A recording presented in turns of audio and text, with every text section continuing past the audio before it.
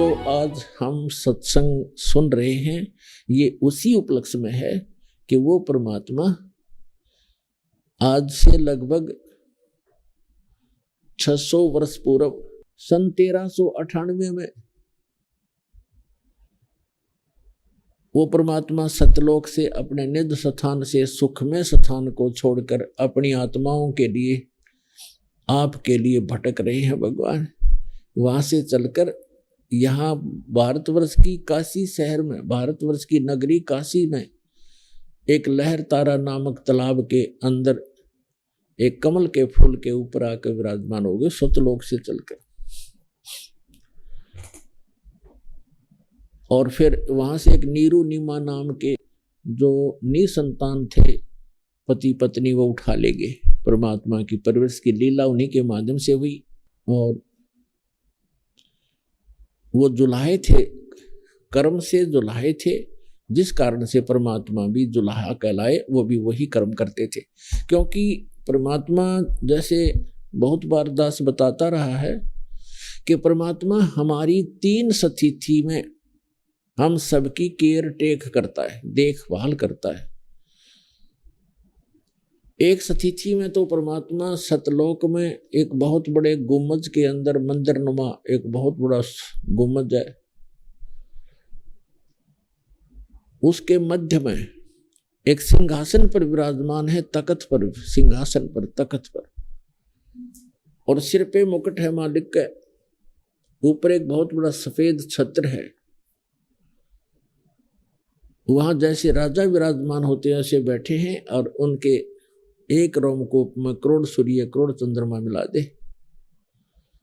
इतनी रोशनी उनके एक रोमकूप की समझो, और पूरी बॉडी की कितनी होगी अंडरस्टूड है।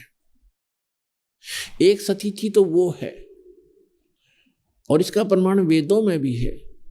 ऋग्वेद मंडल नंबर 9 सूक्त 1 मंत्र 8 और 9 में 8 में कहा है कि वो 3 स्थिति के शरीर के माध्यम से परमात्मा आपको संभालता है, धारण पोषण करता है। और दूसरी स्थिति उसकी है कि वहां से चलकर आता है, एक शिशु रूप धारण कर लेता है, अपने रूप को हल्का कर लेता है, शरीर अपने स्वरूप को हल्का करके हल्के तेज पुंज का बना के एक शिशु रूप धारण करके कमल के फूल पर विराजमान होते हैं। प्रत्येक युग में ये लीला करते हैं।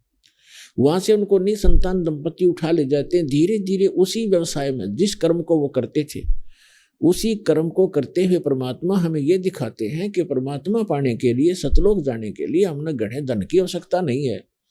फिर भी आपके संस्कार में ज्यादा भी है तो उसको सदुपयोग करें, दुरुपयोग ना करो, उसमें भूला नहीं। परमात्मा की भूल नहीं गिरनी चाहिए, चाहे कितना धनी हो, चाहे कितनी बड़ी पोस्ट हो।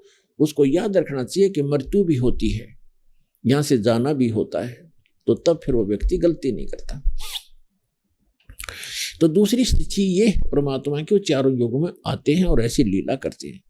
और तीसरी स्थिति ये है कि वो जब चाहे कभी भी एक साधु महात्मा का रूप बना करके या कोई भी रूप बना करके अच्छी आत्माओं को मिलते हैं, उनको सत उपदेश देते हैं, सतलोक ले जाते हैं, वापस छोड़ते हैं, उनको अपने से परिचित कराते हैं। फिर वो महापुरुष परमात्मा को साक्षात देखकर वहां जहां वो रहता है उस सारी व्यवस्था को देख करके और जो विधि वो बताता है उनको भक्ति करने की, क्योंकि वो जगत गुरु भी है, तो वो संत उसी साधना को करते हैं जो भगवान बताते हैं।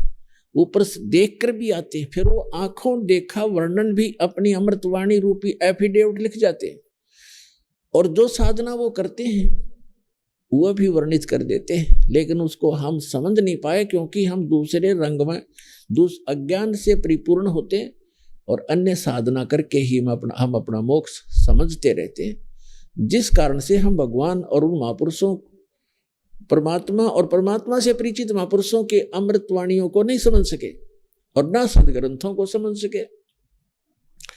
तो परमात्मा कहते उनमें से किन किन को मिले हैं भगवान, जो तीसरी स्थिति में आते हैं कि कभी भी आकर के किसी साधु संत महात्मा का रूप बना करके किसी भी अच्छी आत्मा, दृढ़ आत्मा, अच्छी भक्त को, दृढ़ भक्त को मिलते हैं और उनको तत्व ज्ञान, यथार्थ ज्ञान से परिचित कराते हैं। तो उनमें से कौन कौन है जो दास के नॉलेज में है? आदरणीय धर्मदास साहिब जी बांधवगढ़ वाले, आदरणीय मलुकदास साहिब जी, आदरणीय नानक साहिब जी जो सिख धर्म के प्रवर्तक हैं, जिनको भगवान सीधे आके जिंदा महात्मा के रूप में मिले हैं इस कलयुग में, आदरणीय दादू साहिब जी, आदरणीय गरीबदास साहिब जी, गांव छुड़ानी, जिला झज्जर, हरियाणा वाले, आदरणीय गीता दास साहिब जी, गांव खेखड़ा, अब तो जिला बागपत हो गया बताते हैं, पहले जिला मेरठ था, उत्तर प्रदेश वाले, और आदरणीय स्वामी रामानंद जी ब्राह्मण थे, पंडित, बड़े विद्वान, वेदों के और गीता के माने जाते थे, काशी में रहते थे, 5 वर्ष की आयु में परमात्मा उनको मिले थे। तो इन महापुरुषों को परमात्मा मिले और उनको सचखंड लेकर वापस छोड़ा, उस सुख में स्थान पर ले गए जहां के गुणगान ये दास कर रहा है कि वहां जाने के बाद जीव की कभी जन्म मृत्यु नहीं होती, लेकिन वहां जाने की एक विधि है स्थायी स्थान पाने की।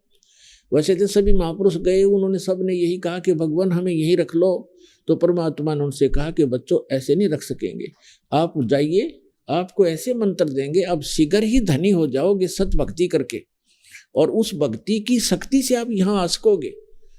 तो उन्होंने ऐसा ही किया, भक्ति की जो यथार्थ भगवान ने बताई थी, और सतलोक चले गए, अपना आंखों देखा जो भी विवरण था, जो साधना उन्होंने की, जो सतखंड जैसा है वहां ऐसी स्थिति है, वो अपनी अमृत वाणी में उन्होंने बोल बोल के लिखवा दी।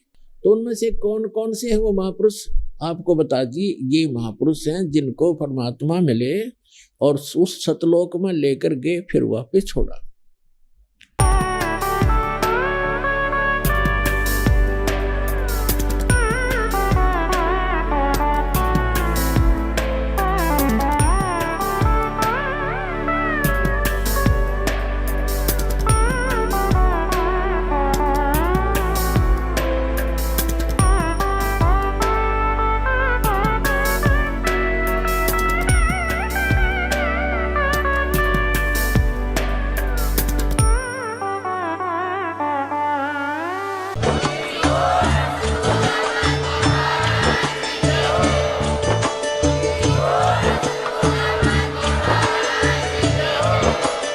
आप सुन रहे थे जगत गुरु तत्वदर्शी संत रामपाल जी महाराज जी के मंगल प्रवचन। अधिक जानकारी के लिए विजिट कीजिए हमारी वेबसाइट www.jagatgururampalji.org। संत रामपाल जी महाराज जी के शुभ आशीर्वाद से पूरे विश्व भर में 500 से भी ज्यादा नाम दीक्षा केंद्र हैं, जिन पर संत रामपाल जी महाराज जी द्वारा ऑनलाइन निशुल्क नाम दीक्षा दी जा रही है। अपने नजदीकी नाम दीक्षा केंद्र का पता करने के लिए संपर्क करें 8222880541।